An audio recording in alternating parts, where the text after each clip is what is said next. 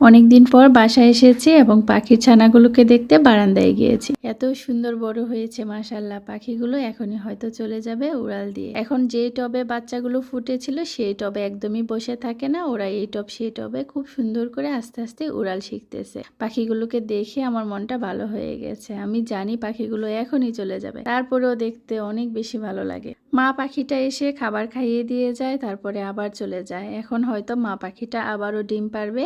এখানে বসে আছে আর বাচ্চাগুলো আমার অন্য টবে বসে আছে। অনেক দিন বাড়িতে থাকার কারণে পাখিগুলোর বেড়ে ওঠা আমি দেখতে পারিনি।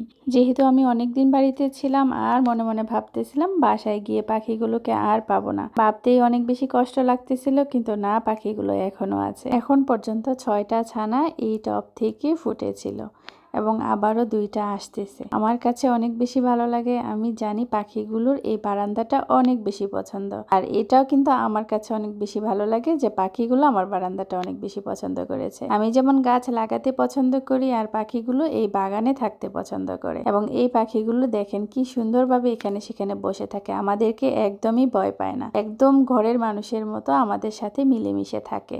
আমরা যখনই বারান্দায় যাই পাখিগুলো আমাদেরকে দেখে, কিন্তু আমরা কখনোই ডিস্টার্ব করি না এবং পাখিগুলো একদমই বিরক্ত হয় না, খুব সুন্দরভাবে তাকিয়ে থাকে এবং আমাদেরকে একদমই ভয় পায় না। ডিম থেকে বাচ্চা হওয়া পর্যন্ত ওদের বেড়ে ওঠা দেখতে আমার কাছে অনেক বেশি ভালো লাগে। আমার গাছ লাগানো সার্থক হয়েছে এই পাখিগুলোর জন্য। আমার বাগান এখন পরিপূর্ণ।